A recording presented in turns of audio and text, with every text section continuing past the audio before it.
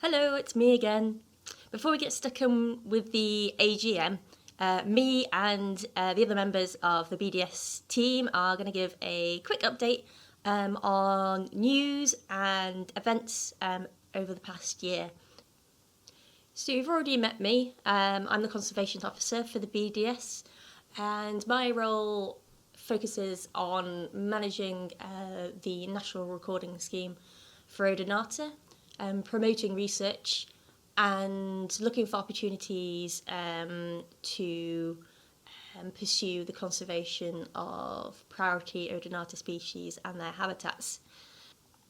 Since our outreach officer, Fiona McKenna, left in early spring, my job has also been a lot more kind of outreach based.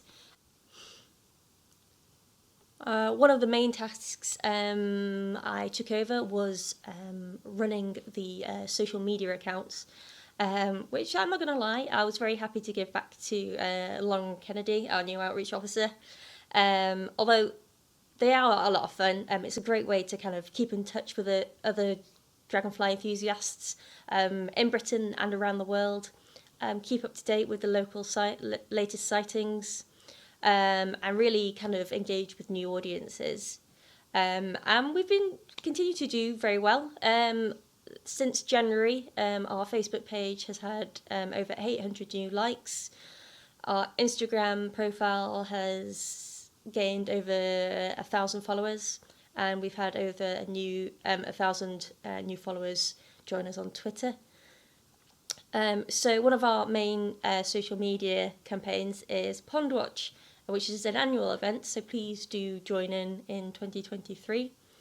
This year it was held on the weekend of the 11th and 12th of June, and Pond Watch is all about encouraging people to appreciate and enjoy either their garden or local ponds, kind of promote the benefits of ponds for dragonflies and the wildlife, and hopefully enthuse people to install ponds in their garden or in their kind of local community space. And a big thank you to our ambassadors, Joel Ashton at Hazelwood Landscapes, for helping us promote this campaign, as well as Greenfingered George, our youth ambassador, and also Lucy Lapwing on Instagram, who helps create the props on Spring Watch and Autumn Watch, and helped us get a shout out on Spring Watch in 2022. So that was fantastic promotion. So we had a really good response to Pond Watch 2022. For example, on Twitter, our top tweet of the weekend was seen by over 30,000 users, and as well as just posting general content about the value of ponds and what wildlife lives in ponds. We also had some Pond Watch activities. For example, participants had the opportunity to partake in a private viewing of a short documentary titled Pete the Pond from the International Wildlife Film Festival, and that was thanks to its director, Will Clothier. And the documentary is all about one man's battle to try and return Britain's aquatic wildlife to its former glory. In addition, we also ran a photography competition where participants entered their best photo of a exuvia or larva, and that was the opportunity to win a book on dragonfly larva and exuvia. And congratulations to Steve Hewitt for his winning entry, which you can see here. So Dragonfly Hotspots, our main Dragonfly outreach project, continued in 2022. And to date, we now have 9 hotspots set up in England and Wales.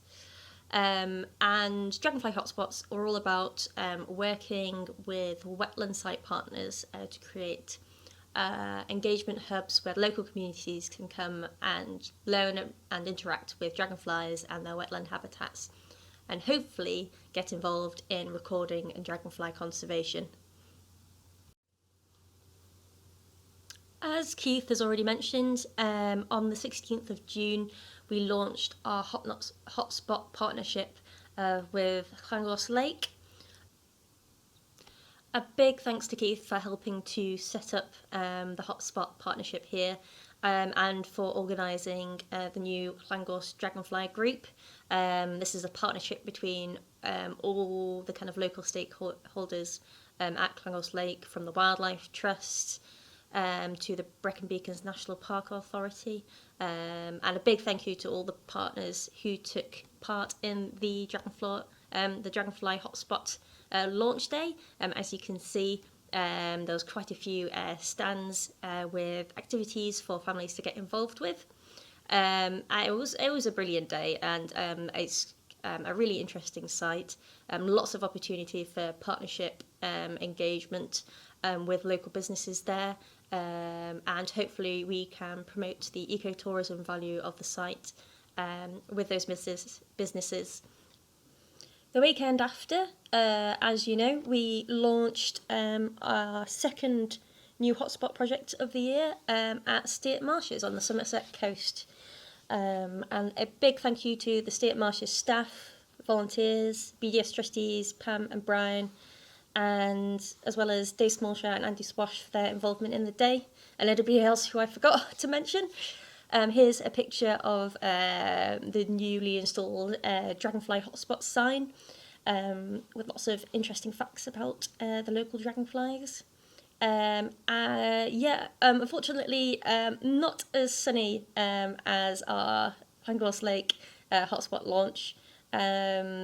Bit drizzly for dragonflies, but hopefully everybody who came along enjoyed the day. And I know that lots of exciting bugs were found on the dragonfly walk, if not that many dragonflies. As well as the guided walks led by Dave and Andy, there were also lots of activities for families to get involved with, including dragonfly willow weaving, which looked a bit complicated for me, so I stayed out the way. Again, a beautiful site, and as quite a young and new reserve, it'll be really interesting working with the site staff and seeing how the site matures, how the dragonfly communities and populations develop. Of course, there are plenty of activities happening at our other dragonfly hotspots in 2020. For example, down at Stover Country Park in Devon, Dave Smallshire led a number of guided walks and volunteer days.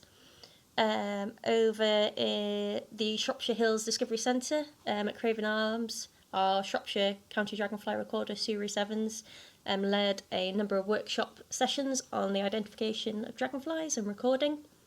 And over at Paxton Pits near Huntingdon, there was a Dragonfly Hotspot celebration day with guided walks and kids' activities. So thanks very much to the team there as well. As you can probably tell by the amount of shout-outs I'm doing, really the BDS couldn't function without our volunteers and partners. Over 2022, the BDS staff and volunteers have held over 50 events across Britain. That's ranging from field meetings, stands at community festivals, bio blitzes, and these are really key for engaging with new members, new recorders and new volunteers. Our events are advertised on our website, but also via our monthly e-newsletter, which if you haven't already, do sign up to. It's free and you can sign up via the BDS website. We currently have over 3,000 subscribers. That's up from 2,300 in January, so that's doing very well. And this is also a great way to kind of keep up with kind of general dragonfly news and latest sightings as well, although there aren't that many sightings at this time of year. In terms of 2022 sightings, the most unusual must have been the common winter damselfly, sighted by Terry Crow at Wildon Local Nature Reserve in Hampshire on the 5th of May 2022. So this is only the second record of this species in Britain, The first was recorded back in 2008 in Glamorganshire in South Wales. However, this could become a more common sight in Britain as the species is spreading out from its southern and central stronghold in Europe, so is a potential colonist in the future. And is quite an unusual species in the fact that instead of dying off in winter, the adults actually hibernate. However, it is quite a drab-looking damselfly, so quite easily overlooked. Although I am told that it has quite a catching metallic sheen to it. Also, I'm told, having not had the chance to see one in Britain yet. Another interesting sighting was that of a scarlet darter sighted by Les Carter at RSPB Minsmere in Suffolk. A much more easily recognisable species, scarlet by name, scarlet by nature. And again, this is another species that could become more common as it is spreading north from its kind of Central European stronghold. In addition, in 2022, there are a number of quite interesting Norfolk quokka sightings, quite far away from their known colonies in the east of England, and this could be either a sign of kind of long-distance dispersal from those colonies, or possibly immigration from the continent. For example, multiple individuals were seen at Slapton Ley in Devon during June and July. Norfolk quokka were also seen at Lower Moor Farm in Wiltshire, along the River Parrett in Somerset. And the most unusual of all, there was a couple of sightings from near Wigan in Greater Manchester. Being that far northwest is highly unusual for the Norfolk quokka. So far this year, our database on iRecord has received over 5,000 entries for Dragonfly records.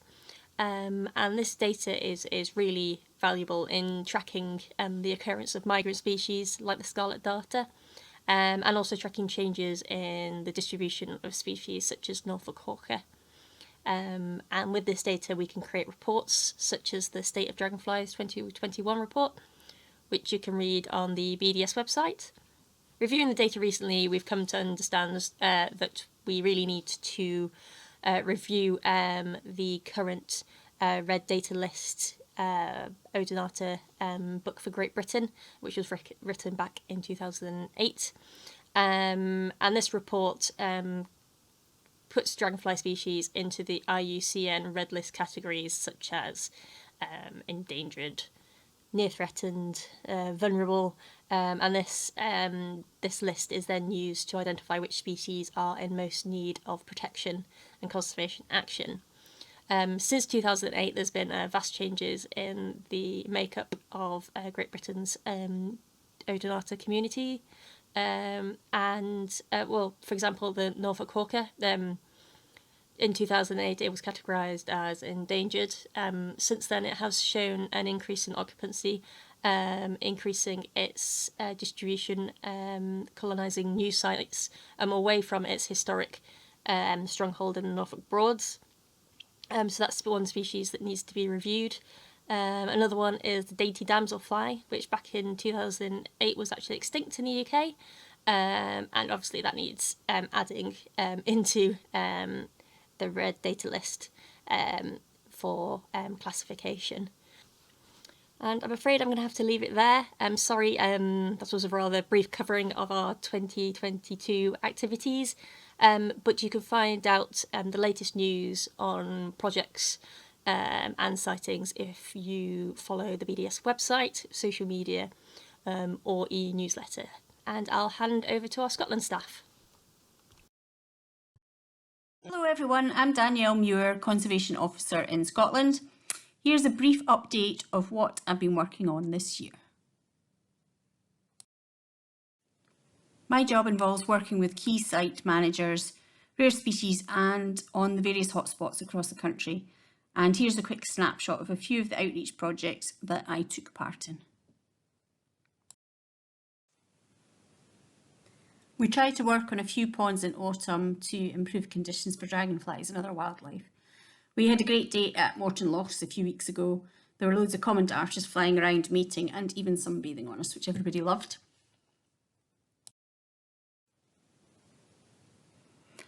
We also had a really well attended Dragonfly Discovery Day at Morton Lochs in the summer, as well as Nature Scot running ones at Flanders Moss and Blowhorn Moss as well. I was very excited to see my first ever banded demoiselles in Scotland at Hotspot Carlaverock in the summer. These are one of the many species that are being recorded further and further north. Pat, our country recorder, has been doing a brilliant job, as always, of carrying out surveys with volunteers for rare species, including the azure hawker, and found new sites for northern emerald and white-faced darter in the northwest this summer.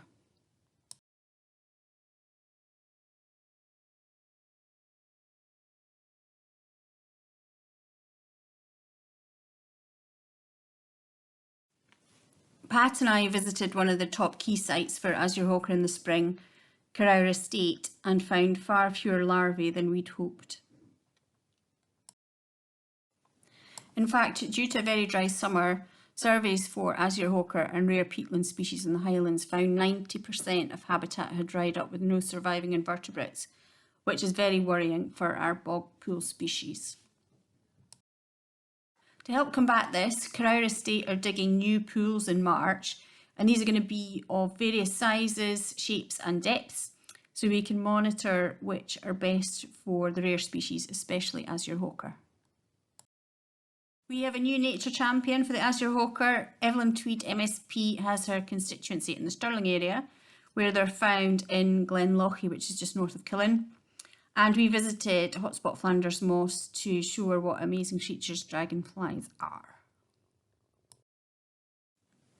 Two master's students at Stirling University, Luigi and George, wrote their dissertations on the Northern Emerald, and they visited a number of key sites for the research, such as Abernethy National Nature Reserve and Benny National Nature Reserve, along with Flanders, which is the most southerly known site for the Northern Emerald. George has just finished his dissertation and concludes that Northern Emerald larvae prefer pools with a high density of Sphagnum cuspidatum and or denticulatum, but none were in pools with Sphagnum phallax. They're found near pine woodlands and usually with a source of a small flow of water going through. But he did point out that the sample size was limited and further studies are needed to draw more definitive conclusions. Some really exciting news is that we now have a conservation agreement with Forestry Land Scotland, which is one of the largest landowners in Scotland, and they have over 50 sites with rare species. They're involved in peatland restoration, and there's lots and lots to do to help our rare dragonflies on FLS land. We have many rare species sites that need to be revisited, with a lot of them in remote locations. So please do get in touch if you can help out with this. And finally, the BDS was involved in the Tayside Ponds project, which I managed over last winter and spring. Here's a short film about what we worked on and achieved. And the great news is that thanks to the Scottish Government's Nature Restoration Fund, Phase 2 is about to start shortly.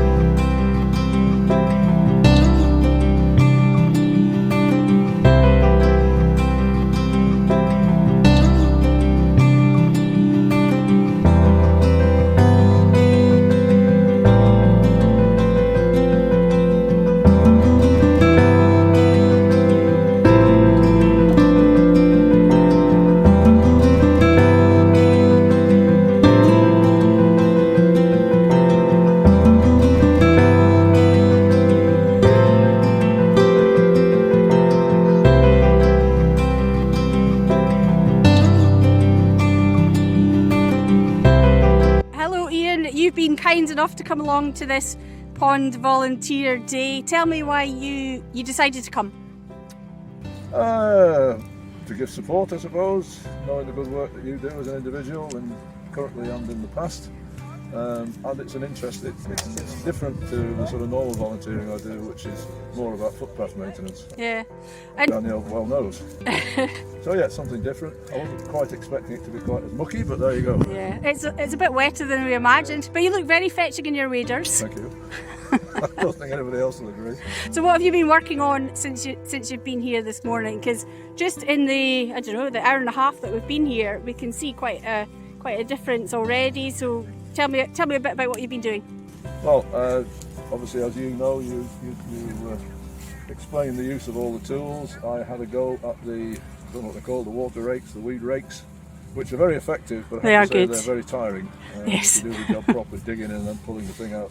And although you advise to use our body weight, the tendency is still to use your arms, which I'll probably have another go shortly. And generally just doing some lopping. I look rather dandy in my full-length waders. This is You another certainly do. new experience.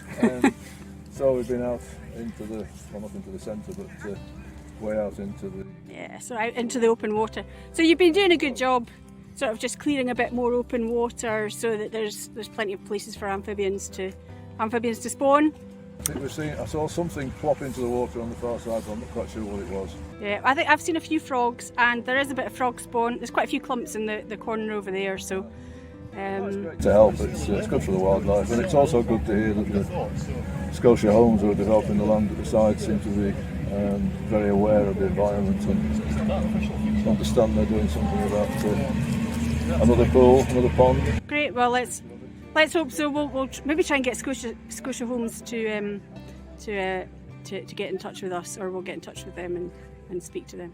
Okay, thanks Ian, that was great. Very much, Danielle. And thanks very much for the organisation. You're welcome.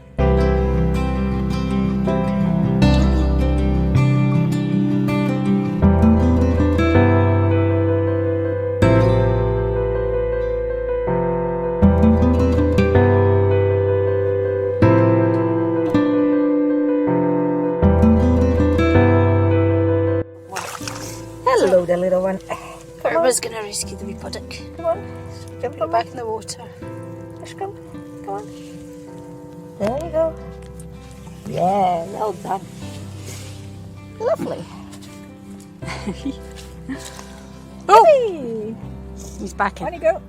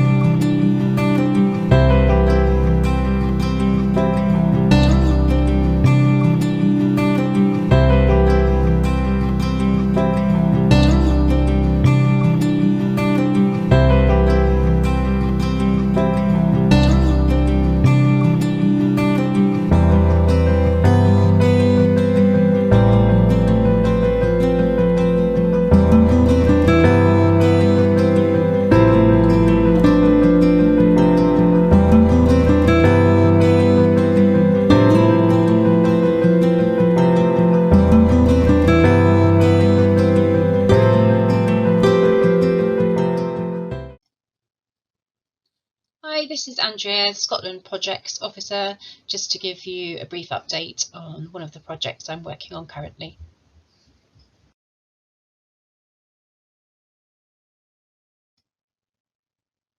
You may remember that this time last year, I was very pleased to announce that we had been successful in securing funding for a volunteering project in Scotland. And this funding came to us from the Impact Funding Partners through their Volunteering Support Fund.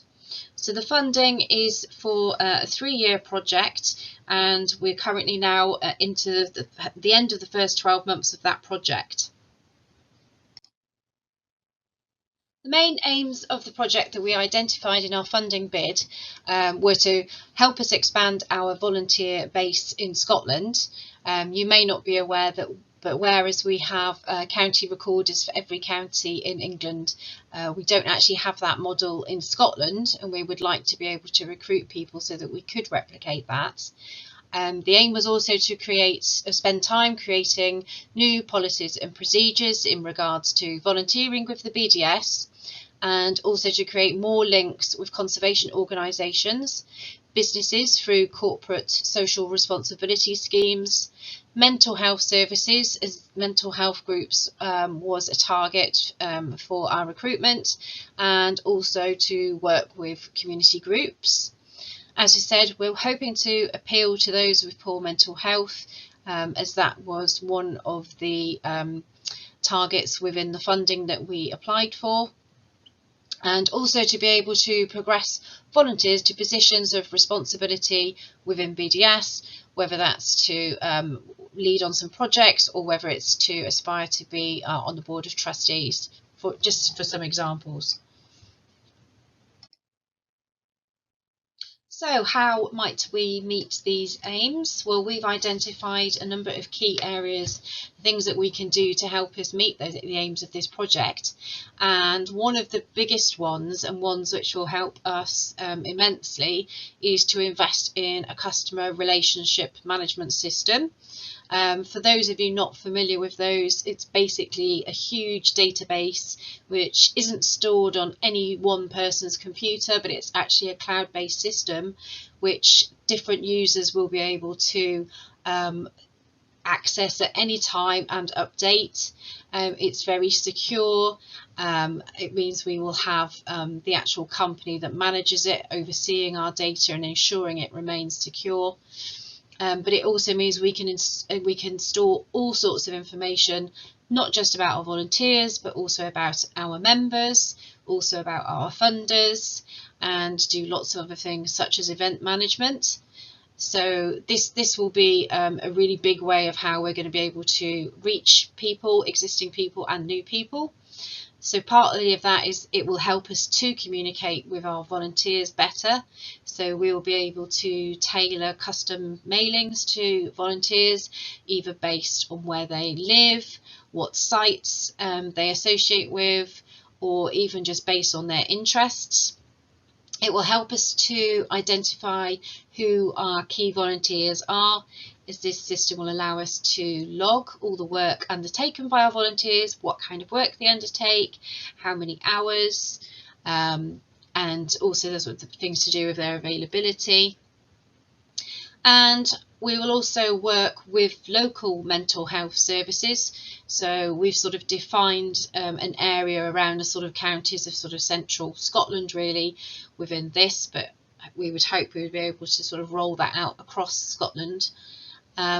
And also to provide one-to-one support and source wider training opportunities for our volunteers. So it could be if we're wanting to, or volunteers are wanting to develop in a certain area, we could see what other training is available apart from training with BDS. And we could also hold regular reviews just to see how things are going and what help and support that we can provide, as well as getting feedback as well on other things that we can do to improve our volunteering offer.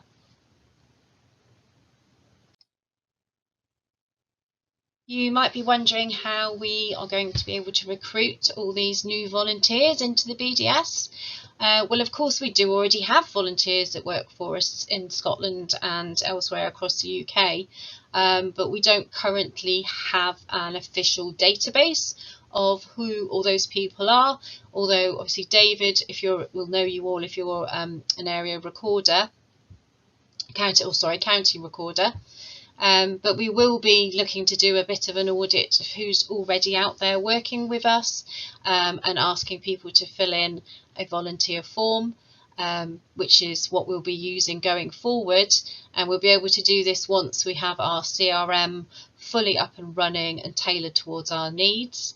So we'll be asking people to provide their details by advertising the link to the form on the website, also probably in a future edition of Hawker, And you may also find that you receive personal emails from members of staff as well, just asking you to follow that link to fill in your details so that we have you officially secured as being one of our volunteers.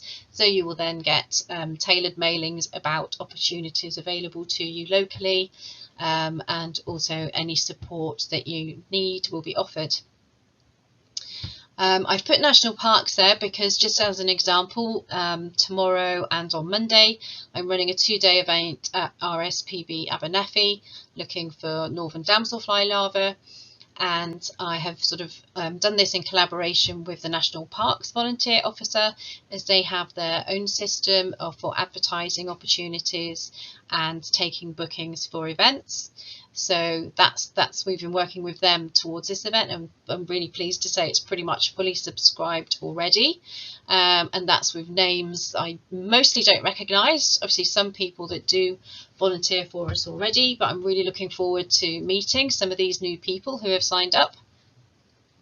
We've also registered with the Scottish Council for Voluntary Organisations, so that means we have access to other voluntary organisations who we can liaise with and possibly collaborate with in the future, but they do also have their own sort of website for advertising volunteering opportunities, so we will be using that going forward.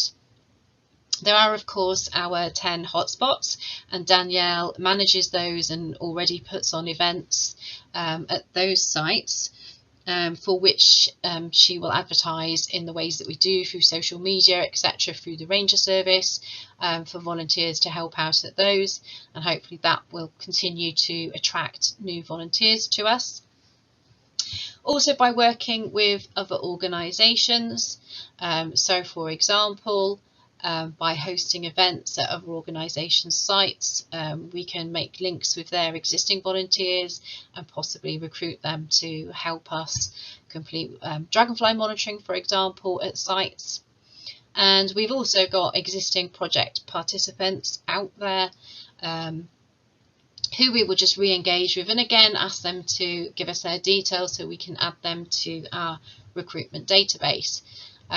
The targets we actually made for this project weren't huge, so I think we're really going to be able to smash those quite easily once we've got this CRM up and running and we're able to collect everybody's details. We hope that this project will bring benefits not just to the BDS but also to our existing and future volunteers. Having a wider base of volunteers is obviously mutually beneficial because it will help the BDS to promote its work to conserve species and habitats throughout the UK. It will broaden our skill set because bringing in new people always brings in new skills, and people learn off each other, staff and volunteers alike. The CRM system will save lots of time for everyone concerned. It will help us to manage not just our volunteers but also our members and fundraisers, and hopefully it will help with our overall reputation as somebody that people would like to come and volunteer for, with clear opportunities and clear systems and procedures in place. For volunteers, we hope that we'll be able to provide more opportunities across our work and help people to learn new skills, feel supported, feel recognised for their achievements, and also feel that communication is a really good two-way street. And for anyone who does struggle with mental health problems, obviously we would really hope that by coming out with us and building on confidence, learning new skills, making new friends, would lead to improved mental health. So where we're at in terms of progress is that we've been busy over the summer, both Danielle and I. So we've done lots of the things that we set out to do. Danielle has been delivering training events to other organisations, to their staff and to their volunteers. We've involved volunteers in some pond creation works. Danielle's been organising hotspot work days. We're finding new places to advertise our volunteering opportunities. We have draft policies in place just waiting for review.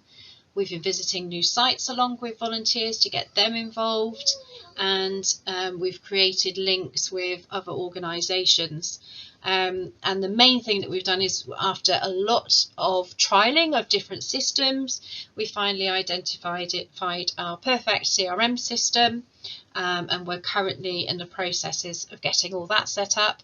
So over the winter we'll be doing lots of number and data crunching, and getting that system working for us with brilliant workflows, and hopefully using all the facilities of that system to really improve our volunteering procedures. So basically, I think it's going to be a great project. I think we're on track, and we're really just looking forward to working more with our existing volunteers and meeting lots of new volunteers. And if anybody's got any specific questions about the project, then just feel free to drop me an email. Thank you.